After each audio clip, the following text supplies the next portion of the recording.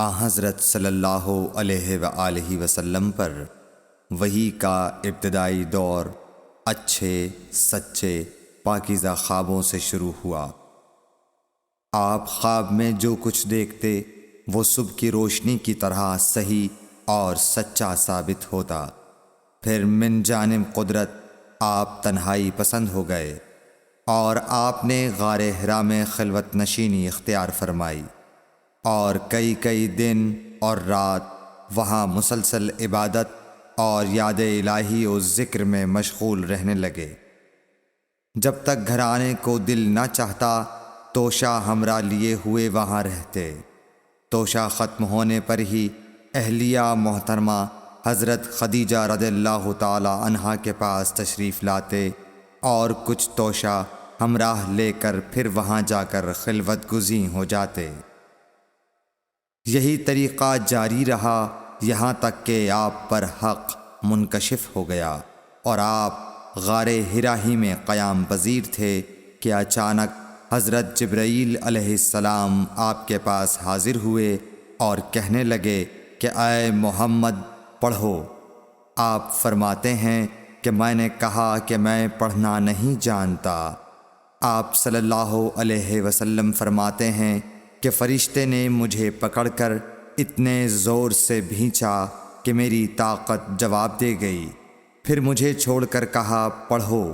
میں نے پھر وہی جواب دیا کہ میں پڑھا ہوا نہیں ہوں۔ اس فرشتے نے مجھ کو نہایت ہی زور سے بھینچا کہ مجھ کو سخت تکلیف محسوس ہوئی۔ پھر اس نے کہا کہ پڑھ۔ میں نے کہا میں پڑھا ہوا نہیں ہوں۔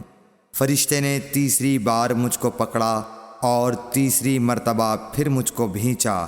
پھر مجھے چھوڑ دیا اور کہنے لگا کہ پڑھو اپنے رب کے نام کی مدد سے جس نے پیدا کیا اور انسان کو خون کی پھٹکی سے بنایا۔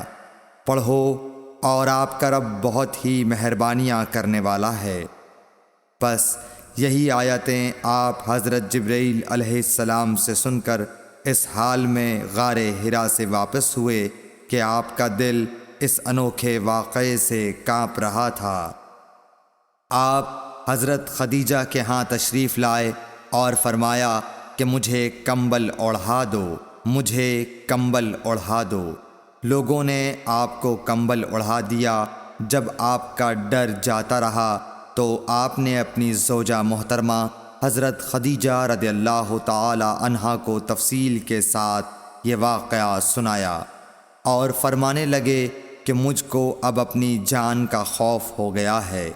آپ کی اہلیہ محترمہ حضرت خدیجہ رضی اللہ تعالی عنہا نے آپ کی ڈھارس بندھائی اور کہا کہ آپ کا خیال صحیح نہیں ہے۔ اللہ کی قسم آپ کو اللہ کبھی رسوا نہیں کرے گا۔ آپ تو اخلاق فاضلہ کے مالک ہیں۔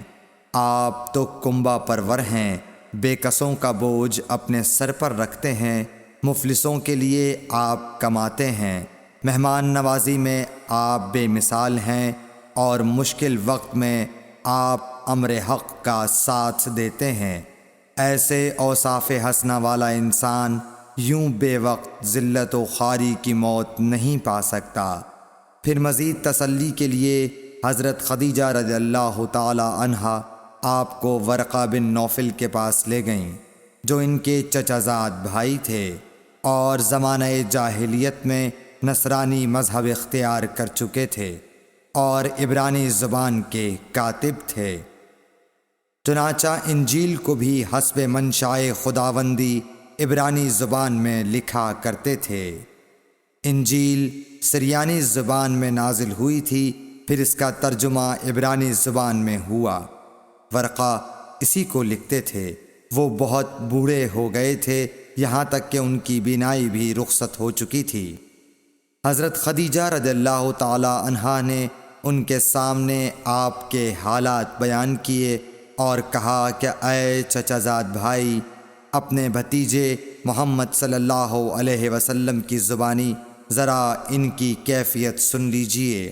وہ بولے کہ بھتیجے آپ نے جو کچھ دیکھا ہے اس کی تفصیل سناؤ۔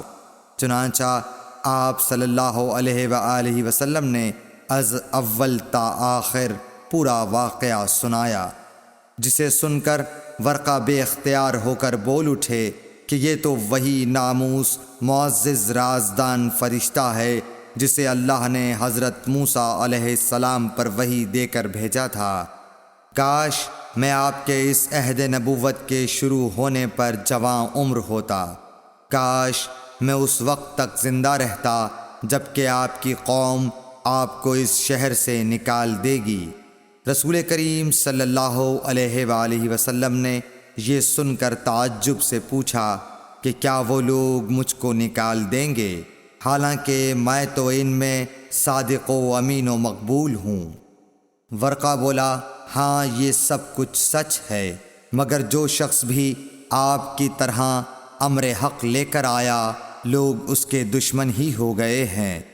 اگر مجھے آپ کی نبوت کا وہ زمانہ مل جائے تو میں آپ کی پوری مدد کروں گا، مگر ورقہ کچھ دنوں کے بعد انتقال کر گئے، پھر کچھ عرصے تک وحی کی آمد موقوف رہی۔ صحیح بخاری حدیث نمبر 3۔